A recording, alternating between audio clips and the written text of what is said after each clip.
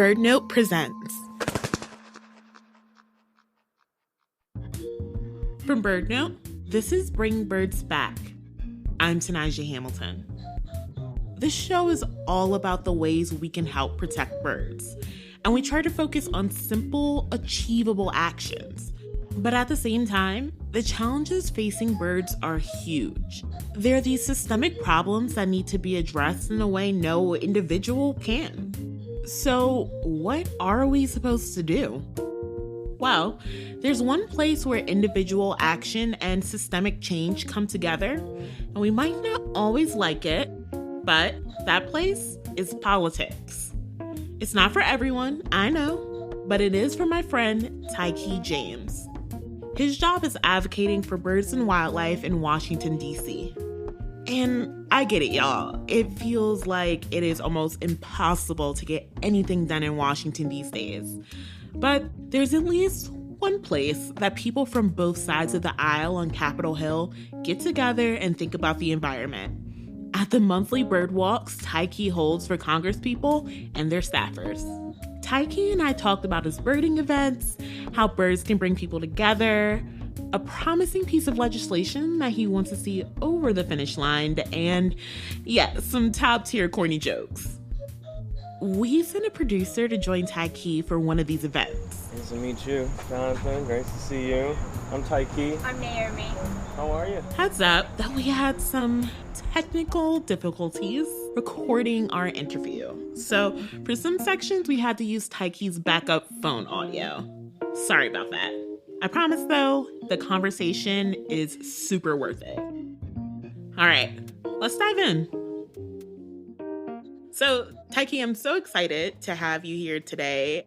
To start, I'd love to hear about the kinds of people who join you on your monthly bird walks. Great question. We have folks who may work in the Legislative Publishing Office, LPO, and we'll also get folks from the federal side. Allison, I work for Health and Human Services. I'm Lucy. I'm a policy intern this summer working on water infrastructure stuff with the Audubon Society. Democratic side, Republican side, House side, Senate side. Shane Trimmer, I'm with Congressman Jared Huffman's office. My knowledge and background in birding extends to everything that I've learned from Tykee. Not a politician. Flattery doesn't get you anywhere. Doesn't get you anywhere. You mentioned that they're kind of across the street from the Hill. Do you get a sense that people kind of are in wonderment, like, wow, like all this nature right here from the Hill? Oh, absolutely. You know, you want folks to wake up and smell the flowers. I want them to wake up and see the birds.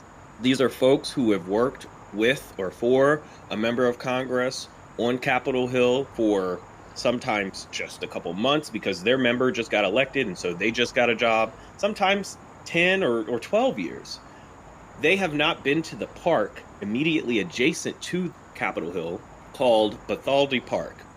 And I'm asking them to do this thing that they probably have never done before or only heard about it. Like, yeah, I know my grandma does it with her friends, you know, like they'll have like a general idea. But then there are a couple folks who have been birding a lot on these particular walks. And because of that, they got their own pair of binoculars. They go out and bird more in their personal time, and you love to see it. How many of these bird walks have you been on? I'm going to guess 10 or a dozen. Oh, yeah? Yeah, I've been in quite a bit of them. Are you a big birder? I have hesitated calling myself a birder because how I usually think of a birder is somebody who can go and identify birds on the spot, like the majority of them that they see. I am definitely not that. But when I was telling birders that, I'm not a birder, but, I'll go out, I'll have my bird book, I'll have my binoculars, I'll try to, if I can't identify them, I'll look at my book. They're like, we have news for you, you're a birder. So people have called me that. So you've got all kinds of folks joining you. What's it like on these walks? Like, help paint a picture for me. I want to know, what are the highlights for you? Like, tell me about it. Personally, for me, I love telling jokes. We love jokes. Throw it at me. Well, the best joke I can tell on the Hill. So we're walking around and people are like, oh, what kind of birds are you going to see? Well, when we're on this side of the Capitol, these are called house sparrows. When we're on the other side, Senate sparrow. Thank you. And if we're not seeing sparrows, then we are also appreciating, some people say it's the same boring birds. I like to say it's familiar. We're getting familiar with these 5, with this 15, and then the other ones really stick out. You look at enough house sparrows, a song sparrow really sticks out to you. Now, when birds get up that high and the sun's hitting that way, you get a lot of silhouette. This is where shape becomes really handy. When I first talked about the gray catbird, I talked about the color, but it's not just color, it's also shape. Shape is more reliable sometimes. We look around to see what birds we can find from the reflecting pool in front of the Capitol. We can see the rotunda, and we go to the outdoor section of the U.S. Botanic Garden Park, and we always find there's a new story that happens whenever we get to enjoy ourselves that way. Oh, there's a nest up there too. Yeah, that nest looks active. Like they still got their lights on. Wow. We're about to see some nature, y'all. Oh, what is it? Is that a raccoon? That is a raccoon! Hot dog, what in the world? The mammals are at it again. That's so funny. It just peeked up slowly. I know for folks outside of politics, like myself, it feels really unusual to have anything that brings together, people from across the aisles, Democrats, Republicans, Independents, the whole gamut. Does it feel that unusual to you, and does it feel as special as it seems? I grew up with birding as a means to build trust, to build coalition, to build power with communities. And so now it only makes sense that birding, in my role as an advocate for racial justice and wildlife conservation, it only makes sense that birding is now a vehicle for us to build bridges, build common ground, right? We will be on the same path, looking at the same bird, but we have different perspectives. We have different perspectives of the same bird. I'm talking about color, you're talking about shape. I'm talking about seeing a red bird. You're talking about seeing a bird that has a nice little mohawk. And we know that we can pull these perspectives together. We know that we can pool our knowledge together, noticing, oh, wow, we are sharing the same ground, but different perspectives. We can learn something from this. We can learn something from each other. And this is part of the enjoyment of birding. And I think it can be, should be, perhaps was, part of the enjoyment of the legislative process, finding common ground, honoring different perspectives, and building from there. Now, it's not a secret sauce. I didn't go on a bird walk with Senator Manchin, and then he all of a sudden voted for the bill. It's not a fix-all. It's not a cure-all. Yeah, it's not a cure-all, but I do think it is an essential element to problem solving, finding common ground, honoring different perspectives, and building from there.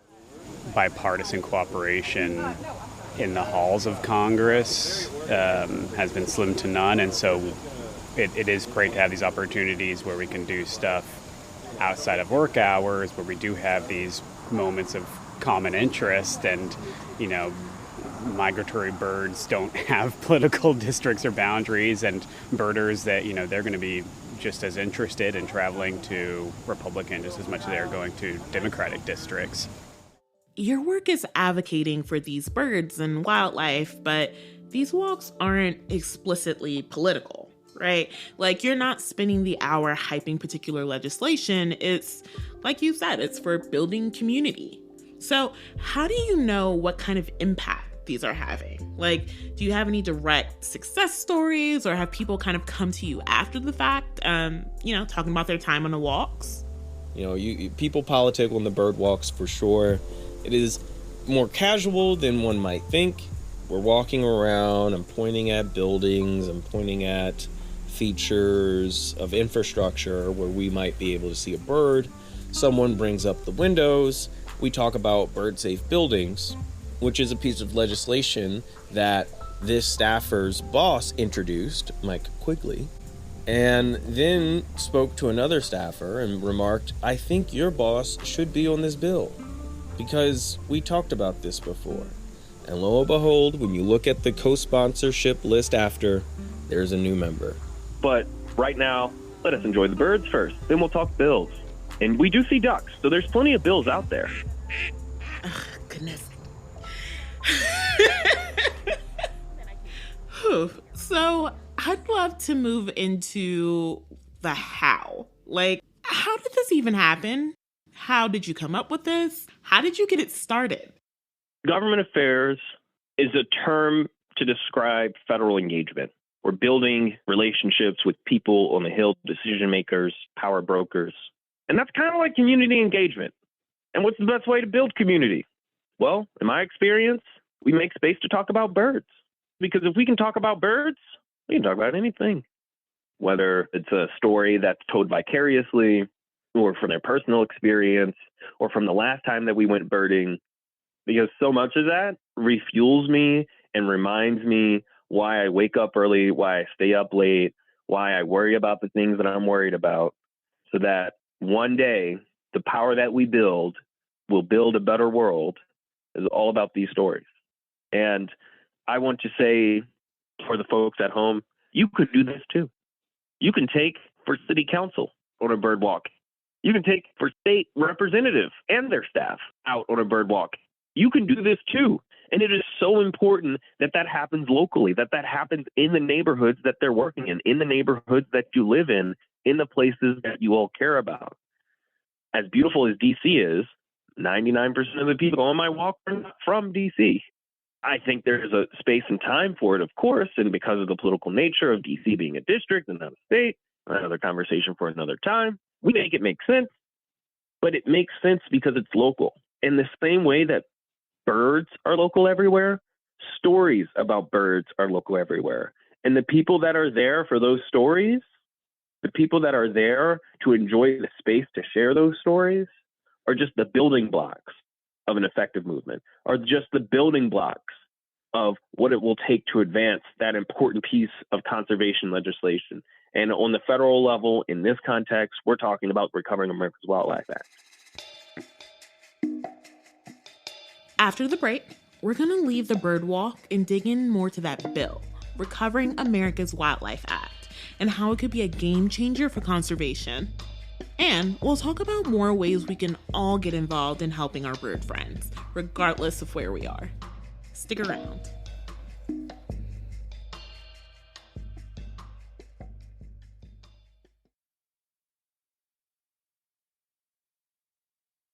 And we're back. So, Tykee, I know your focus right now is on some legislation called Recovering America's Wildlife Act, or RAWA for short. I'd love for you to share about this legislation, what it does, why it's important, and the status of the bill today. I would be happy to. Let's first describe it as a bipartisan piece of legislation. Let's first describe it as something that has support of Democrats and Republicans alike. Not like, 3 Republicans, 50 Democrats. No, I'm talking at least 17 Democrats, at least 16 Republicans, and 1 independent. That independent isn't even Bernie Sanders. Let's first describe it as a bipartisan piece of legislation. Which is a big deal in itself. Huge deal. You talk about gridlock? Well, there's no bird lock on this. Now, second way to describe Recovering America's Wildlife Act, it is a once-in-a-lifetime piece of legislation providing federal funding to state wildlife action plans. And not just a little funding. RAWA would provide $1.4 billion each year between states and Native American tribes. And having this money spread out across the country is really important.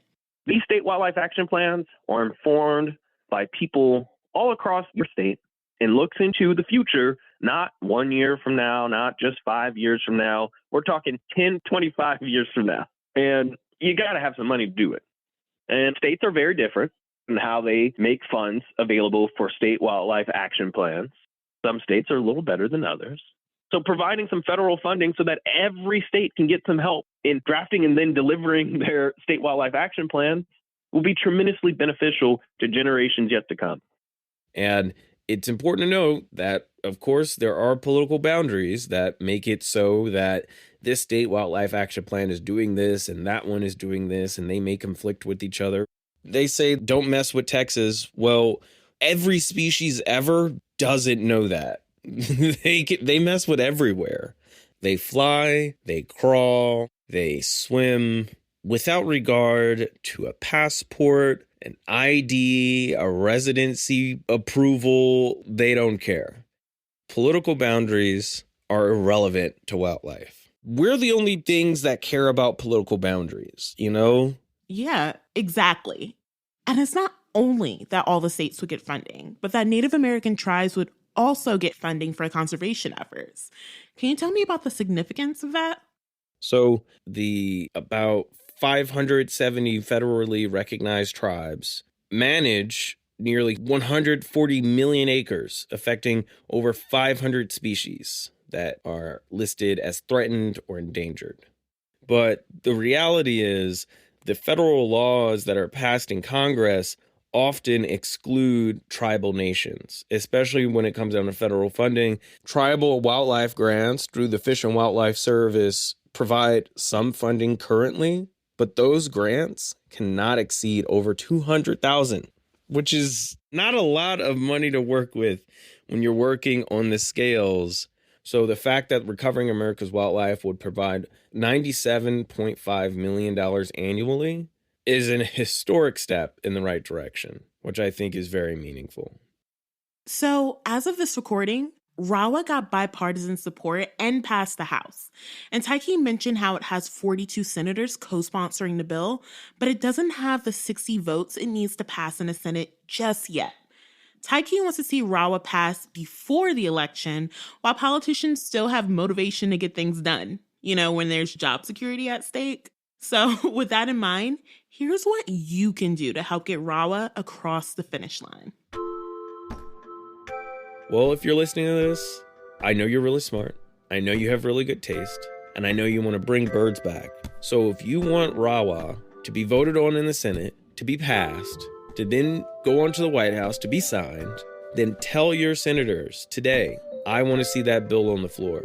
Tell your senators you want to see Recovering America's Wildlife Act up for a vote before the election. Now, what if your member already supports the bill?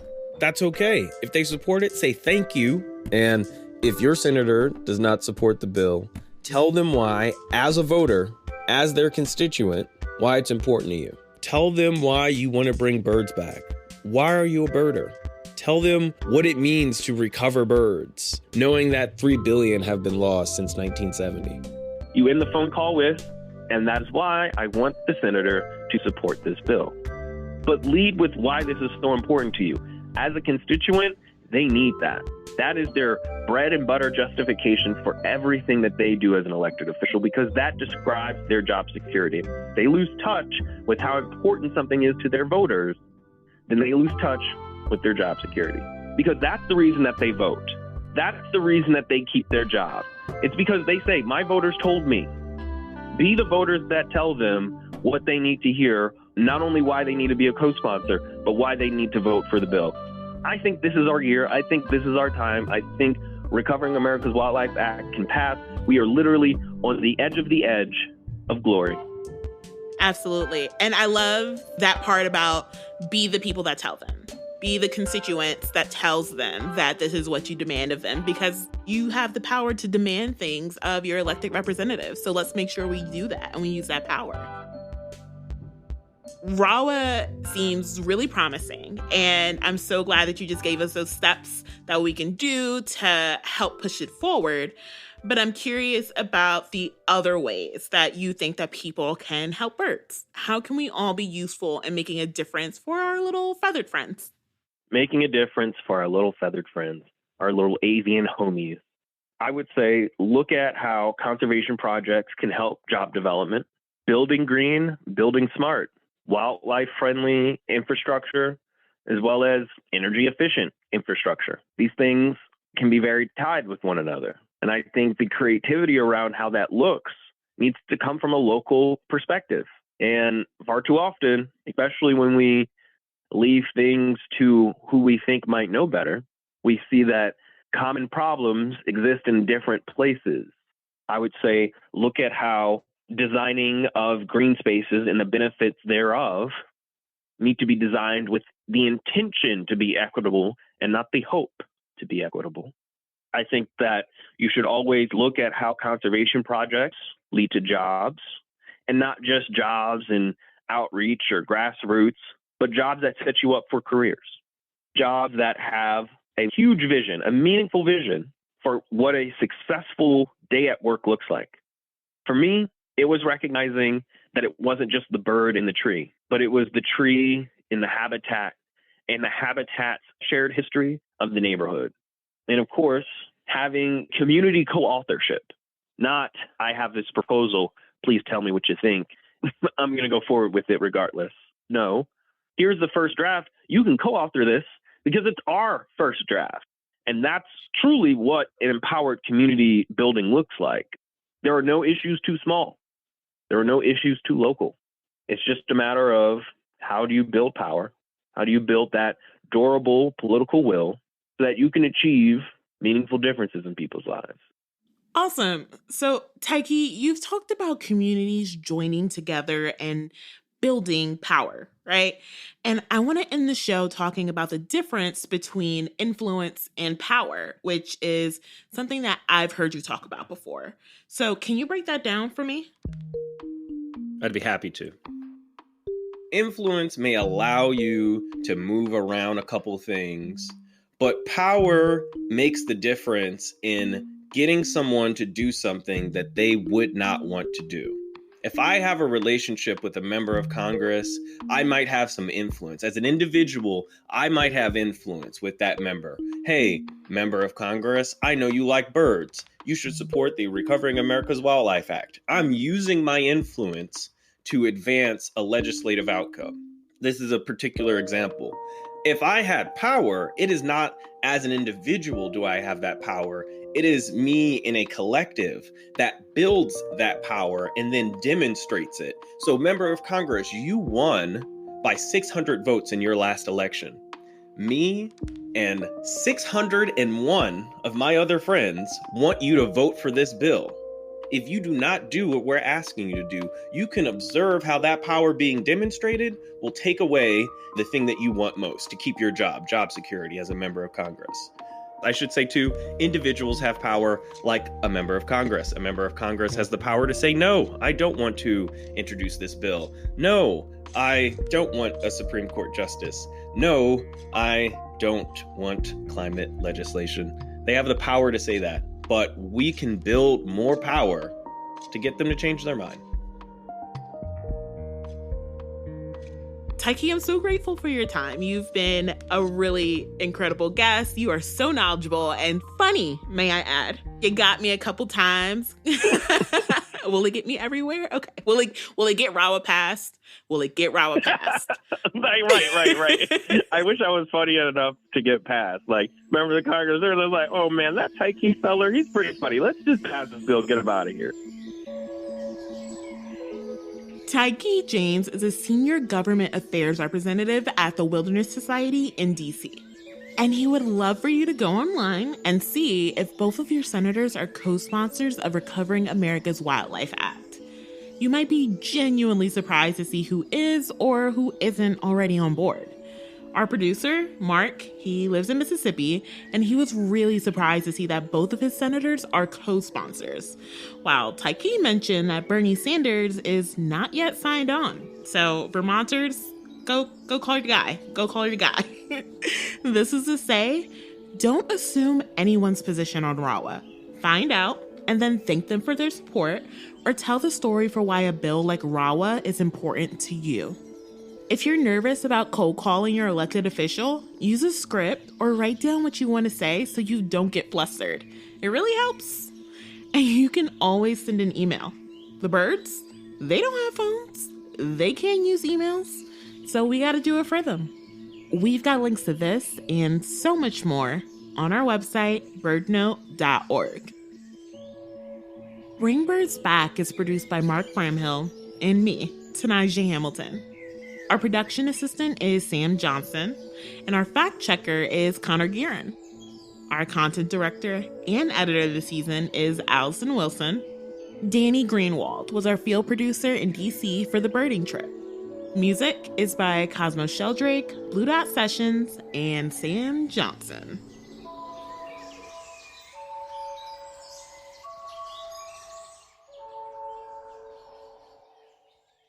first we got to teach folks how to use binoculars.